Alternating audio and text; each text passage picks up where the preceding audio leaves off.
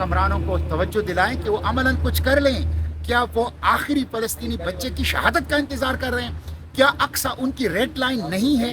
क्या वो इस बात का इंतज़ार कर रहे हैं कि नेतन्याहू जैसा दहशतगर्द मस्जिद अक्सा का इन्हिदाम नऊज़ुबिल्लाह कर लें?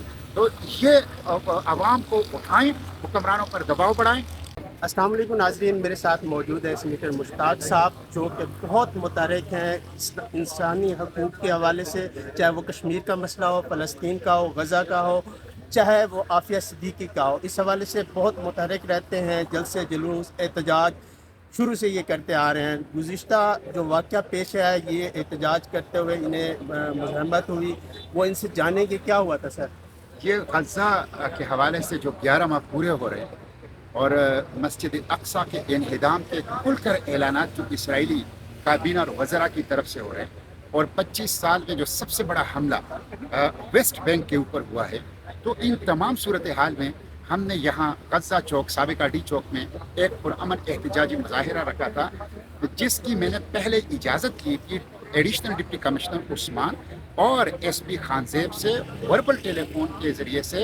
उन्होंने बाकायदा तय हुआ था कि ग्रीन बेल्ट पे होगा, पुरअमन होगा और रोड बंद नहीं होगा और हम प्रोटेस्ट रिकॉर्ड करके चले जाएंगे। लेकिन उन्होंने फाशिज्म का मुजाहिरा किया, पुलिस गर्दी कर ली, पुलिस एक्शन कर ली और ख़वातीन के ऊपर तशद्दुद किया। माइनर्स छोटे छोटे बच्चों को उठा के प्रिजन वैन के अंदर डाल दिया और उसके साथ साथ उनको हवालात और थानों के अंदर बंद कर दिया और बदतरीन किस्म की ज़बान इस्तेमाल की और तशद्दुद किया, जिसकी मैं मज़म्मत करता हूँ। ये अमेरिका की ग़ुलामी है, इसराइल नवाजी है और ये लोगों के जो जायज़ राइट ऑफ प्रोटेस्ट है, जो कानूनी हक है, उनके ऊपर डाका डालें। सर, इंसानी हकूक़ की आप समझते हैं वायलेशन हो रही है, जबकि आपने पुरअमन एहतजाज की अप्रूवल के लिए कॉल भी की थी, और इसके बावजूद क्या आप सिर्फ आफिया सिद्दीकी का केस देख रहे हैं तो इस हवाले से लड़ रहे हैं, या फिर वो गज़ा के तो पहले भी प्रोटेस्ट होते रहे हैं आमतौर पर फ़लस्तीन के हवाले से, वहाँ तो कुछ ऐसा देखने को नहीं मिला? देखें, यही तो मैं कह रहा हूँ कि पूरी दुनिया में प्रोटेस्ट हो रहे हैं। अमेरिका के लोग तो कैपिटल हिल के अंदर घुस गए, अमेरिकी पार्लियामेंट के अंदर घुस गए, पूरी दुनिया के अंदर लाखों की तादाद में लोग निकलते हैं। लेकिन पाकिस्तान में जो थोड़े से लोग निकलते हैं वो भी हुकूमत से बर्दाश्त नहीं होते। इसराइल मुर्दाबाद, अमेरिका मुर्दाबाद के नारे लगाना इनसे खौफजदा हो जाते हैं। फ़लस्तीन जिंदाबाद, गज़ा जिंदाबाद, मस्जिद अक्सा जिंदाबाद, ये नारे इनको काबिल कबूल नहीं है। तो मैं समझता हूँ ये दुरुस्त नहीं है। मैं हुकूमत से कहता हूँ, ये कहते हैं हम फ़लस्तीन के साथ हैं। आप मुझे बताएं ना, 11 माह से जेनोसाइड जारी है, हुकूमत पाकिस्तान ने अमलन किया है?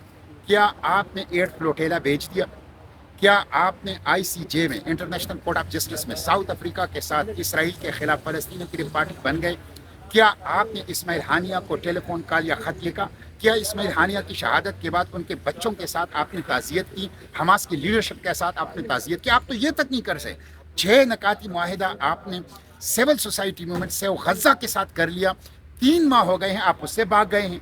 तो मैं समझता हूँ ये सिर्फ लिप सर्विस, ज़बानी जमा खर्च कर रहे हैं और अमलन कुछ न करके ये इसराइल की सहूलतकारी कर रहे हैं। ये कम्प्लेसेंट हैं। और आज अगर उम्मत मुस्लिमा के हुक्मरान और जर्नेल और अफवाजुल मुस्लिमीन खामोश न रहते तो 11 माह से इसराइल सवाल ही पैदा नहीं हो सकता कि ये जेनोसाइड को वो जारी रख सकते हैं। इसलिए ये काबिल मज़म्मत है।